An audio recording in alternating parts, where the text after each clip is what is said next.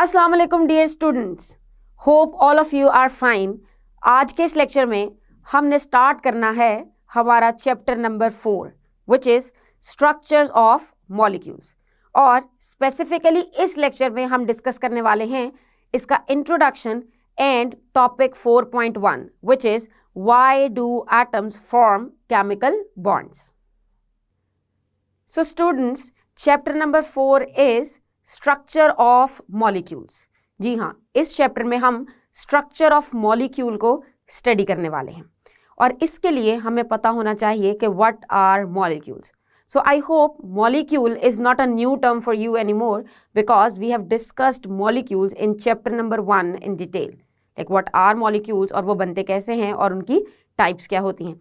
लेकिन इस चैप्टर में हम उसकी ज़्यादा डिटेल स्टडी करने वाले हैं। जी हाँ, ज़्यादा detail study on their electronic configuration और इलेक्ट्रॉनिक और एटॉमिक लेवल पे आके कि आखिर कौन सी ऐसी चीज़ है जो कि मुख्तलिफ एटम्स को इकट्ठा रखती है और कौन सी ऐसी चीज़ है जो एक मॉलिक्यूल को बना के उसको स्टेबल रखती है, और उसके दरमियान कौन सी ऐसे फोर्सेस इन्वॉल्व हैं जो कि किसी भी ऑब्जेक्ट की शेप को रिटेन कराती है। सो सबसे पहले स्टार्ट करते हैं इंट्रोडक्शन के साथ। And we know that when we are talking about molecules तो हमें एक टर्म का पता होना चाहिए विच इज़ मैटर। जी हाँ, everything around us is made up of matter. Everything, whatever you can see which has some weight and occupies some space, उसको हम कहते हैं मैटर। और अगर बात करें मैटर की तो मैटर दो तरह का होता है, इधर इट इज़ अ सब्सटेंस और अ मिक्सचर। मोर स्पेसिफिकली आप इसे प्योर सब्सटेंस भी कह सकते हैं। Substance could be compound or an element, or mixture is the mixed up things in which things are just physically combined together. आखिर molecule इनमें से किस टाइप में आएगा? So, जब हम बात करते हैं सब्सटेंस की तो सब्सटेंस या तो अकेला कोई भी एटम हो सकता है, यानी कि एक एलिमेंट हो सकता है जिसमें प्योरली एक ही तरह के सारे एटम्स होंगे, या फिर वो हो सकता है कम्बिनेशन ऑफ एटम्स। जी हाँ, जब कम्बिनेशन ऑफ एटम्स होगा तो हम उसे मॉलिक्यूल भी कह सकते हैं। कम्बिनेशन ऑफ एटम में सेम तरह के एटम्स भी इन्वॉल्व होते हैं और डिफरेंट तरह के एटम्स भी इन्वॉल्व हो सकते हैं। हमारे आने वाले लेक्चर्स में आपको स्ट्रक्चर ऑफ मॉलिक्यूल्स पढ़ने के साथ साथ ये सारे कॉन्सेप्ट्स भी क्लियर होते जाएंगे। सो स्टार्ट करते हैं कि आखिर ये एटम्स कंबाइन करके मॉलिक्यूल्स बनाते कैसे हैं। यानी कि we know that the smallest particle of every matter is an atom, and atom is having 3 sub atomic particles which are even smaller than an atom, जो कि है प्रोटॉन्स, इलेक्ट्रॉन्स और न्यूट्रॉन्स। इनके मिलने से ही एटम बनता है और एटम्स के मिलने से ही कोई चीज़ बनती है जिसे हम मैटर कह सकते हैं।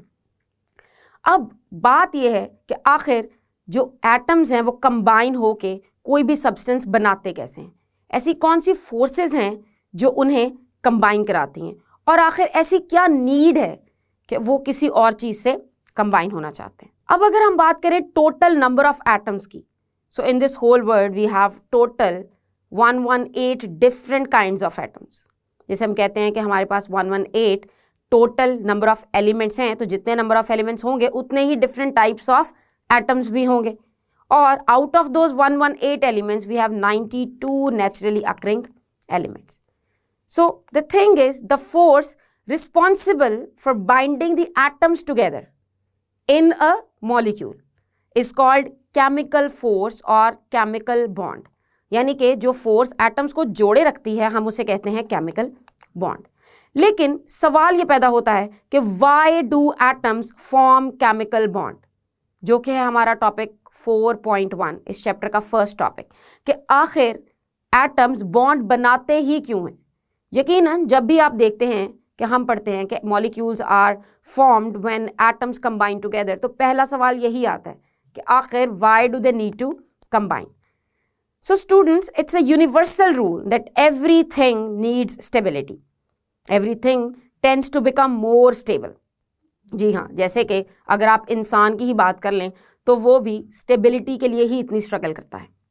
इसी तरह एटम्स भी स्टेबिलिटी के लिए बहुत स्ट्रगल करते हैं। लेकिन चूंकि इंसानों में और एटम्स में बहुत फ़र्क है तो हमारी स्टेबिलिटी की नीड्स और एटम की स्टेबिलिटी की नीड्स में भी यकीनन कोई ना कोई फर्क होने वाला है। सो एटम स्टेबिलिटी इस तरह अचीव करते हैं कि उनके आउटर मोस्ट शेल में जो इलेक्ट्रॉनिक कॉन्फ़िगरेशन है वो सिमिलर हो जाए to the nearest noble gas. मतलब atoms achieve stability by attaining electronic configuration of noble gases, और वो हो सकती है NH2 और NP6। In case of helium वो सिर्फ NH2 है, और in case of other noble gases वो होगी NH2 NP6। अब ये तो हुई इलेक्ट्रॉनिक कॉन्फ़िगरेशन जो कि हर एटम चाहता है कि उसकी हो जाए। अब अगर इसे थोड़ा सा मैं सिंपल वर्ड्स में कहूँ, सो हैविंग 2 और 8 electrons in the valence shell is sign of stability. यानी कि अगर किसी भी एटम के आउटर मोस्ट शेल यानी कि वैलेंस शेल में हैं 2 या फिर 8 इलेक्ट्रॉन, तो वो स्टेबल होगा।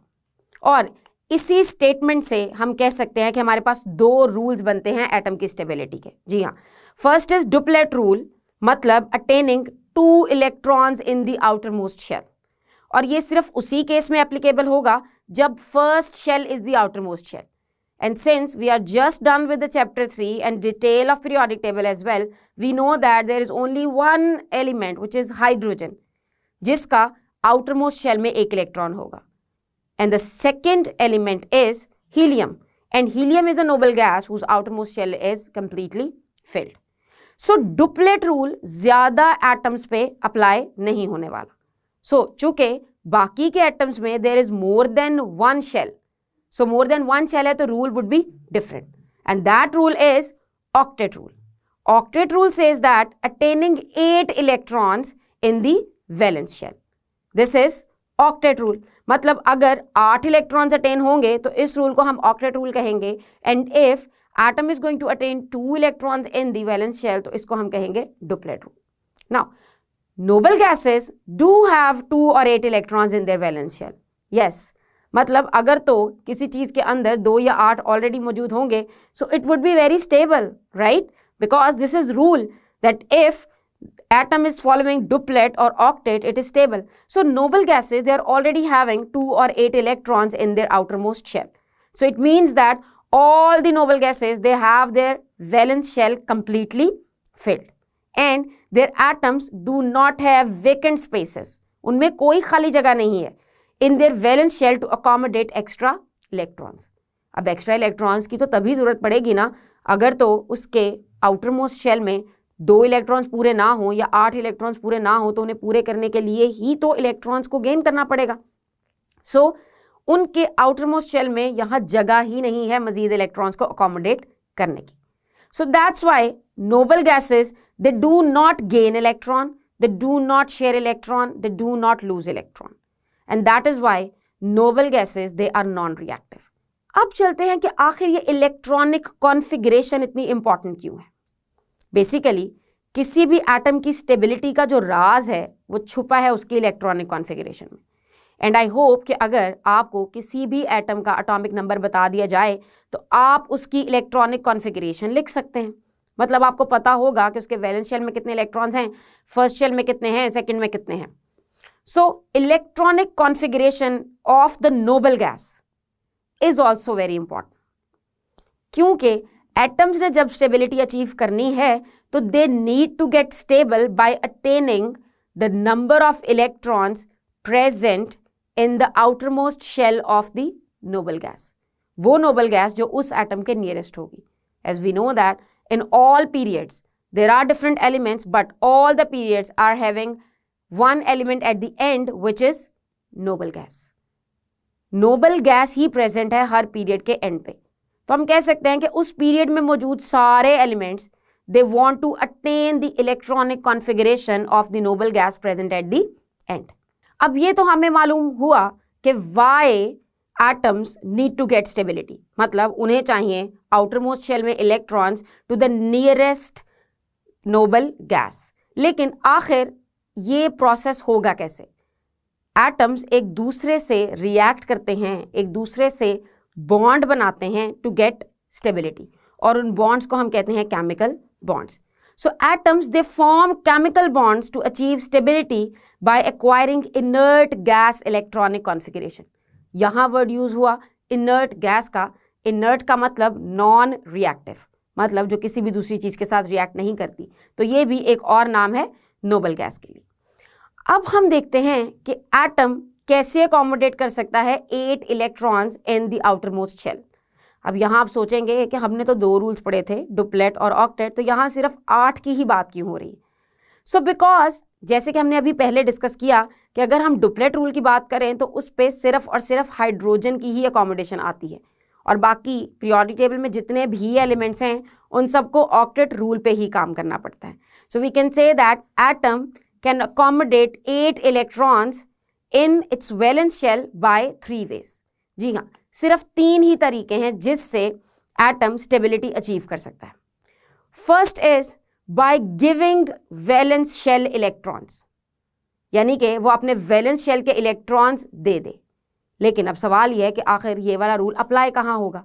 So if there are less than 3 electrons then atom is going to lose its electron. It is going to give its electrons present in the outermost shell to the others. So ये हुआ पहला तरीका, यानी कि आपको अगर atomic number पता है तो आपको इलेक्ट्रॉनिक कॉन्फ़िगरेशन पता है.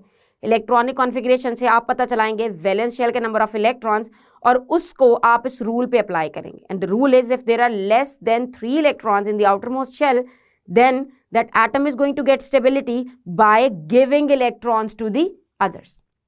अब सपोज लेस देन 3 इलेक्ट्रॉन्स नहीं हैं, उनका नंबर कुछ और है, तो रूल भी डिफरेंट हो जाएगा. So the second way of doing this is by gaining electrons from other atoms. अब अदर एटम्स के लिए भी कोई ना कोई तो रूल होना चाहिए. ऐसे तो नहीं कि कोई भी अपना इलेक्ट्रॉन लूज करके स्टेबल हो जाएगा और कोई भी इलेक्ट्रॉन गेन करके स्टेबल हो जाएगा. So by gaining electron from other atoms is applicable if the valence shell has 5 और मोर इलेक्ट्रॉन्स इन इट.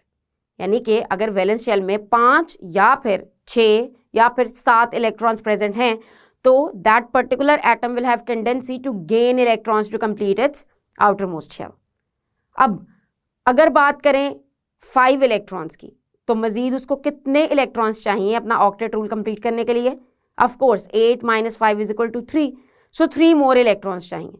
सो बजाय इसके कि वो अपने 5 इलेक्ट्रॉन किसी को दे दे, वो 3 इलेक्ट्रॉन्स किसी से ले लेगा.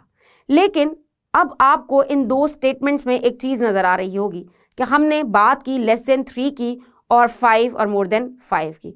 4 को हमने यहाँ डिस्कस नहीं किया, क्योंकि अगर 4 इलेक्ट्रॉन्स होंगे आउटर मोस्ट शेल में तो वो ऑलरेडी हाफ फिल्ड होगा. तो हाफ फिल्ड ना तो अपने इलेक्ट्रॉन्स देना पसंद करेगा, 4 के 4 इलेक्ट्रॉन्स किसी को देना, और ना फिर 4 इलेक्ट्रॉन्स वो किसी से लेगा.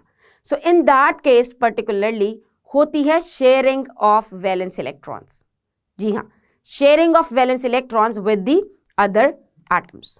और शेयरिंग के लिए ज़रूरी नहीं कि सिर्फ 4 ही हों. शेयरिंग तब भी हो सकती है इफ़ आउटर most shell is having 7 electrons, तो वो एक इलेक्ट्रॉन शेयर कर सकते हैं. इन सारी टाइप्स की डिटेल्स को हम 1 by 1 अपने इस चैप्टर के फर्दर पार्ट्स में डिस्कस करेंगे. So if we conclude all of this, that why atoms form chemical bond, so it means that every atom has a natural tendency to have 2 or 8 electrons in its valence shell. Valence shell मतलब outermost shell. And the atoms having less than 2 or 8 electrons in their valence shell, they are unstable. And if atoms are unstable, मतलब उनके outermost shell में 2 या 8 electrons नहीं हैं, तो वो होंगे unstable. So if atoms are unstable, तो मतलब they will try to complete their valence shell either by giving electrons to other or by accepting electrons from other or by sharing electrons with other. अब यहाँ एक question arise होता है कि how can you identify the way an atom reacts? कि अगर मैं आपको एक एटम का नाम बताऊं और फिर आपसे पूछूं कि मुझे बताएं कि whether it is going to give electrons, take electrons या फिर शेयर इलेक्ट्रॉन्स, तो आप कैसे बताएंगे? एक तरीका तो हमने हमारे इसी लेक्चर में डिस्कस किया, which was by looking at the number of electrons in the valence shell. मगर इससे भी आसान एक तरीका है by looking at the periodic table. जी हाँ, पीरियोडिक टेबल के अंदर एटम की पोजीशन डिसाइड करती है उसके वैलेंस शेल इलेक्ट्रॉन्स। जी हाँ, position of atom in a periodic table it indicates its group number. तो अगर आपको किसी का ग्रुप नंबर पता है तो मतलब आपको उसके वैलेंस शेल के इलेक्ट्रॉन्स का भी पता है। जैसे कि हमने अपने चैप्टर नंबर 3 में स्टडी किया है कि ग्रुप नंबर असाइन होता है according to the basis of valence shell electrons. यानी कि अगर किसी चीज़ का ग्रुप नंबर 1 है तो इसका मतलब उसके वैलेंस शेल में एक इलेक्ट्रॉन है। जैसे कि ग्रुप नंबर 1 में हाइड्रोजन है तो उसके वैलेंस शेल में एक ही इलेक्ट्रॉन है, लिथियम है तो उसके वैलेंस शेल में एक ही इलेक्ट्रॉन है, सोडियम है तो उसके वैलेंस शेल में एक ही इलेक्ट्रॉन है। जब हमें ये पता हो कि वैलेंस शेल में कितने इलेक्ट्रॉन्स हैं तो उससे हम ये भी पता लगा सकते हैं कि वेदर वो उसको लूज करेगा या गेन करेगा या फिर शेयरिंग करेगा। इसी तरह अगर हम बात करें ग्रुप नंबर 17 की तो group number 17 has 7 electrons in it. जी हाँ, 17 को हम 7A भी कहते हैं और इसमें 7 इलेक्ट्रॉन्स होते हैं वैलेंस शेल के अंदर। और अगर 7 इलेक्ट्रॉन्स हैं तो मतलब दे आर मोर देन 5। सो अगर मोर देन 5 होंगे so that particular atom is going to gain electron from the others to get stability, क्योंकि उसको 7 से सिर्फ 8 ही करने हैं तो सिर्फ एक इलेक्ट्रॉन चाहिए which will be provided by the others. And mode of reaction of an atom depends on its number of valence shell electrons।